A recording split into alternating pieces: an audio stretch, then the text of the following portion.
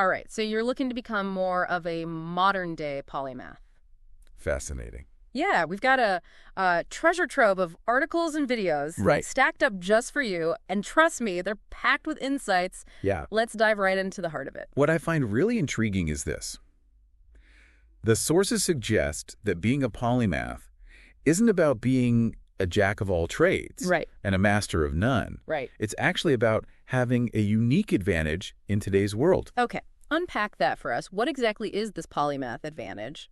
Think of it this way. Polymaths are like those friends we all have who can connect the dots Right. between completely random things, and suddenly you have a brilliant new perspective. Yeah. They're adaptable, innovative, Okay. and great at seeing the bigger picture. So it's not just knowing a little about a lot, it's about how you connect those different areas. Exactly. Okay. It's about those aha moments that come from having a broader perspective. Yeah? And speaking of aha moments, one of the articles actually cited some pretty interesting research. Okay. It turns out that MBA graduates with broader experience actually received higher signing bonuses than their more specialized peers. Now, that's what I call a tangible advantage. Does this mean companies are actively seeking polymaths?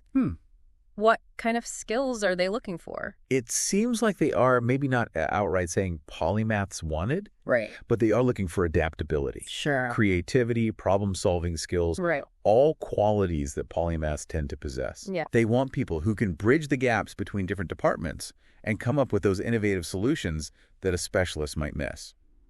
It makes you think about how we often get pigeonholed into specific roles based on our degrees or job titles. Absolutely. One source actually shared an anecdote about feeling pressured to lie on speed dates because they couldn't sum up their diverse career path in a way that sounded impressive.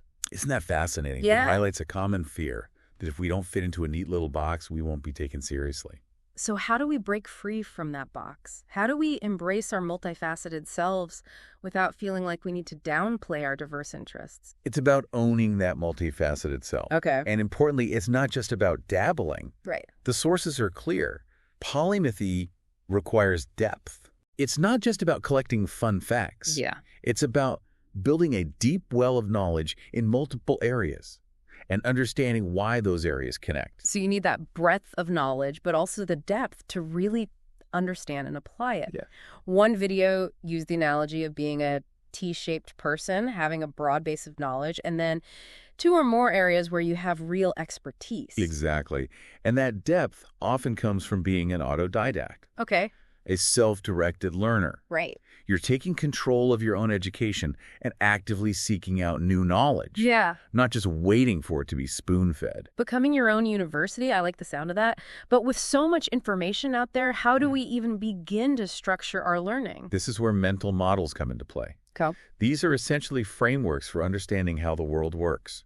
Give us an example. So, What's a mental model that someone trying to be more polymathic might find useful?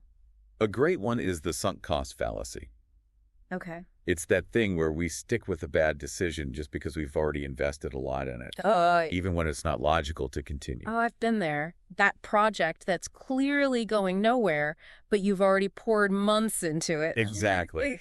Understanding this fallacy can be a game changer for a polymath. Yeah. To be able to detach from those sunk costs and make more rational decisions about where to invest their energy. It's about having those mental frameworks that help you navigate information, Yes. make decisions, and avoid common pitfalls. Exactly. So how do we go about building these mental models? One of the best ways is through reading. Okay. A lot. And fortunately, with digital books and online resources, Right. we have more access to information than ever before. It's a far cry from those law students who used to rip pages out of textbooks to sabotage their classmates, Wow. as one source mentioned.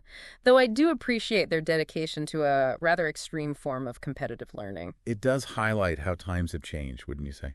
It certainly does. But this abundance of information also presents a new challenge. Information overload. Right. How do you sift through it all and focus on what's truly important? That's where those mental models, Right. that deliberate practice of learning and applying, Right. become even more crucial. It's about making lifelong learning a lifestyle, Yes. not just a hobby. Right. Speaking of which, one video broke down this fascinating contrast between 2 different learning styles. Yeah. Using Leonardo da Vinci and Benjamin Franklin as examples. Yes. The directed learner versus the opportunistic learner. Right. And it's not about being one or the other. Most people fall somewhere on a spectrum between the two. Sure. But understanding these approaches can be incredibly helpful in shaping your own learning journey. So let's break down these learning styles, shall we? Let's do it. Da Vinci, our directed learner. What was his approach? Da Vinci was incredibly focused, Okay. using each skill he learned as a stepping stone to the next. Okay. Take his fascination with anatomy. Okay. It stemmed from his artistic pursuits. Wow, okay. He went to the apothecary for pigments, Uh-huh.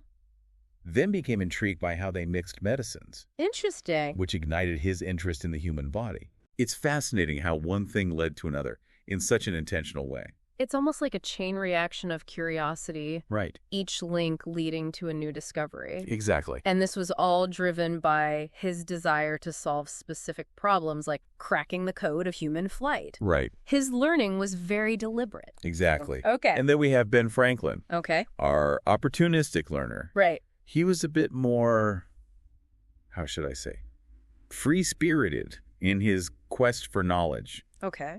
He didn't seem to follow a linear path. Right. Instead, he pursued whatever piqued his interest at the moment. Printing, oceanography, Wow. electricity, you name it, he explored it. He was all over the map, but it clearly worked for him. Right. It just goes to show that there isn't one right way to be a polymath. You can be laser-focused like Da Vinci or embrace a more free-flowing approach like Ben Franklin. Precisely. And both approaches have their strengths. Right. Understanding what resonates with you is key. Now, that's not to say that a directed learner can't dabble or that an opportunistic learner doesn't have focus. Right. It's about recognizing your natural inclinations and using those to your advantage. Absolutely.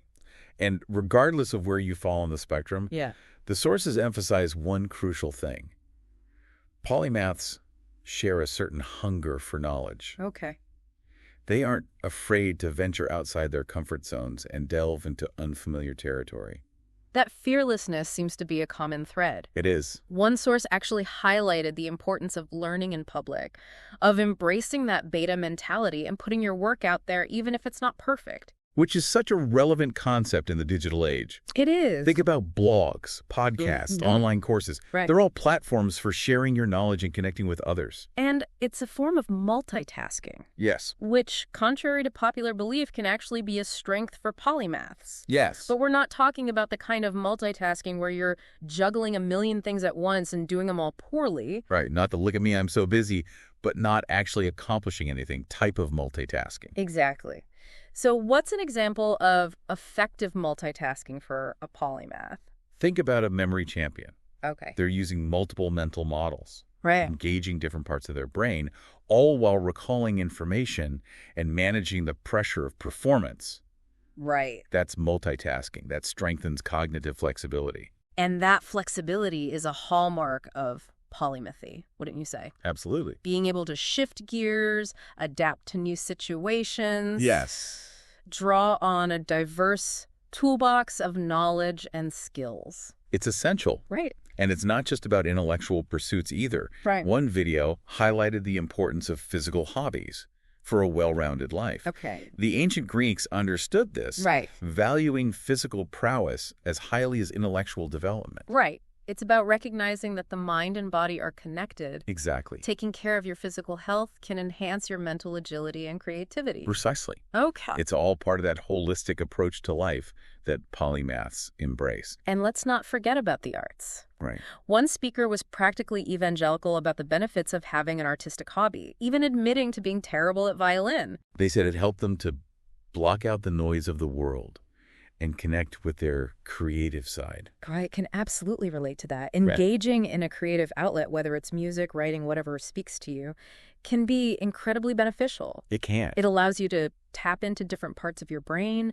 process emotions, and explore new ways of thinking. It's like another dimension of polymathy. Okay.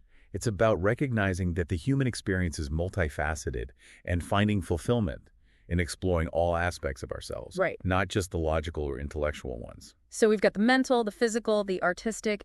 It's starting to sound like a recipe for a pretty incredible life. And what's remarkable is that the sources emphasize that this polymathic life isn't just attainable for a select few. It's a path available to anyone willing to embrace lifelong learning and pursue diverse interests. Which brings us to a critical question.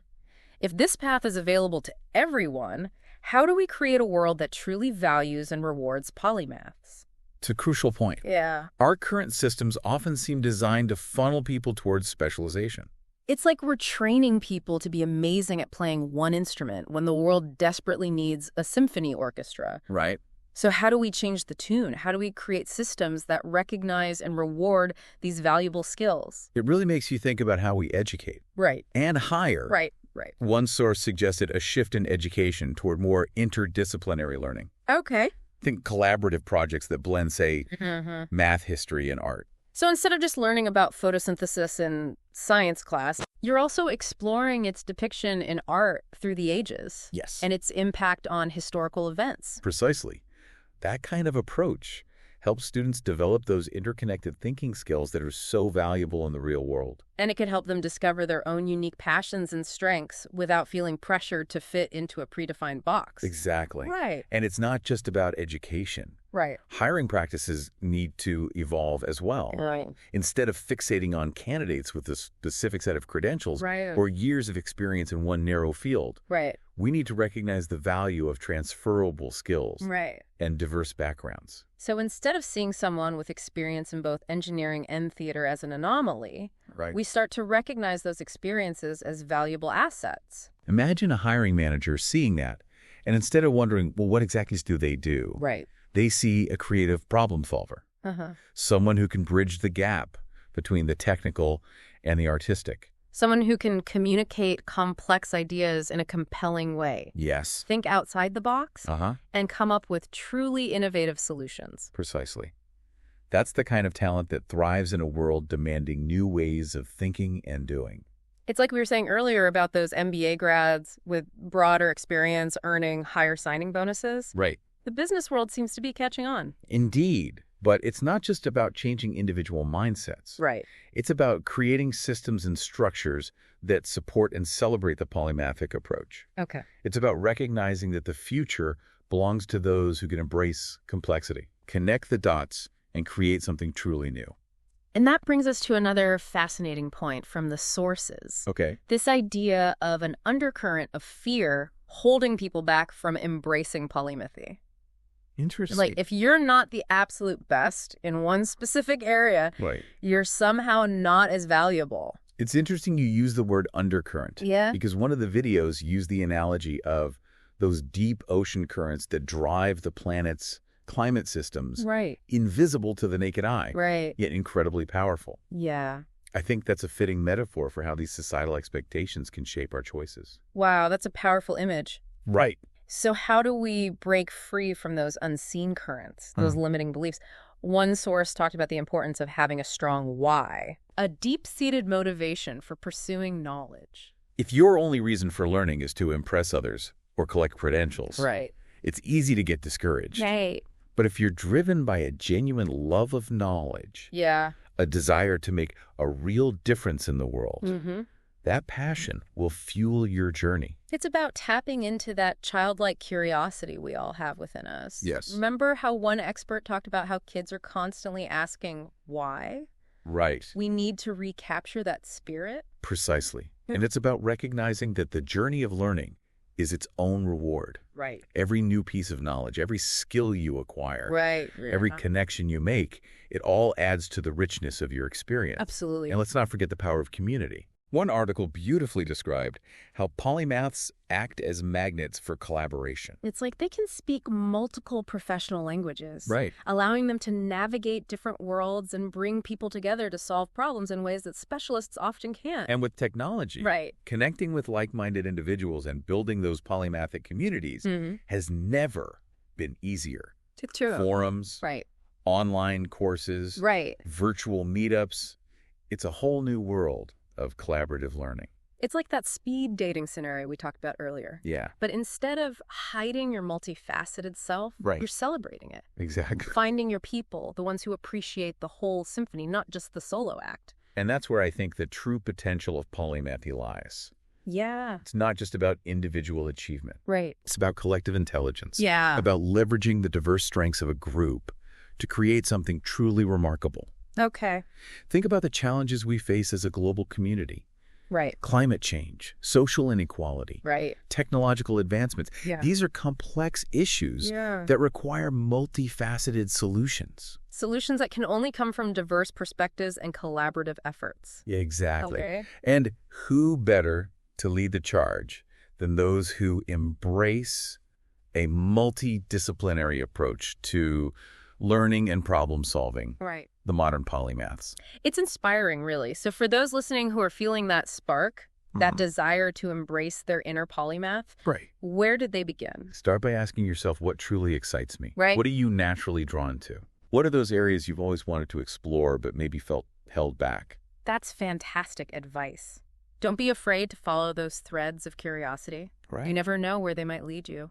And don't be afraid to connect with others who share your passions. Yeah. Find those communities both online and offline where you can engage in meaningful conversations, Right. share ideas, and learn from one another. It's about cultivating that spirit of lifelong learning, Yes. of always being open to new knowledge and experiences. Because, as we've seen, the journey itself is the reward. That's true. And who knows, you might just discover your own unique polymath advantage along the way. It really is about shifting from that mindset of limitation to one of abundance. You know, instead of thinking, I can only be good at one thing, it's about embracing the possibility of, what if I could be good at many things? Exactly.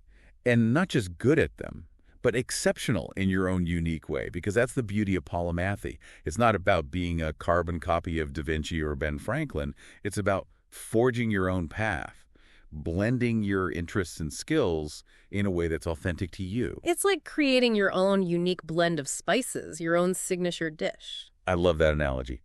And speaking of signature dishes, one of the videos actually used a culinary metaphor to describe the polymath advantage.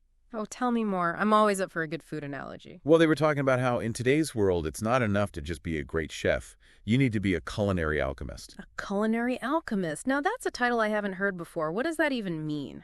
It means you can take seemingly disparate ingredients, things that you wouldn't think would go together, and create something truly innovative and delicious. So it's about understanding the underlying principles of flavor, of how different ingredients interact with each other. Exactly. It's about having that broad base of culinary knowledge, but also the creativity and intuition to experiment and come up with something new. And isn't that what polymathy is all about? Taking those different pieces of knowledge, those seemingly unrelated experiences, and finding those unexpected connections, those aha moments that lead to breakthroughs. Precisely. And just like a master chef needs the right tools and techniques, polymaths need their own set of tools and strategies. We've already talked about mental models, the importance of reading and self-directed learning, but are there any other tools or strategies that the sources highlighted? One that stood out to me was the idea of seeking out diverse experiences. It's not just about what you read or study, but also the people you meet, the places you go, the challenges you take on. It's about stepping outside your comfort zone, breaking free from those familiar routines, and exposing yourself to new perspectives and ways of thinking. And it's not just about traveling the world or having a million different hobbies, although those can certainly be enriching experiences. It's about being open to new possibilities in your everyday life. Strike up a conversation with someone you wouldn't normally talk to. Take on a project that scares you a little. Volunteer your time to a cause you're passionate about. It's about embracing those plot twists that life throws your way and seeing them as opportunities for growth and learning. And those plot twists often lead to the most unexpected and rewarding connections. Remember that story from one of the sources about the Budweiser cart at a Michelin star restaurant? Oh, yeah. That was a great story. Totally embodies that polymathic spirit. Refresh my memory. What was it about again? So there was this couple celebrating a special occasion at a fancy restaurant. Right. But the husband was a Budweiser guy through and through. He wouldn't touch champagne. And instead of judging him or trying to push him out of his comfort zone, the restaurant staff embraced his preference. They actually brought out a whole Budweiser cart just for him, with all the pomp and circumstance of a fine wine presentation. It was a small gesture, but it spoke volumes about their commitment to creating a memorable and personalized experience. And that's what polymathy allows us to do, isn't it? It helps us to connect with others on a deeper level, to appreciate different perspectives, and to create something truly special out of seemingly ordinary moments. So as we wrap up this deep dive into the world of modern polymathy, it seems like the message is clear. Embrace your curiosity, cultivate your passions, and Don't be afraid to carve your own unique path. The world needs your unique blend of skills and experiences, your ability to connect the dots and create something new. It's time to unlock your inner polymath and see where the journey takes you. Until next time, keep diving deep.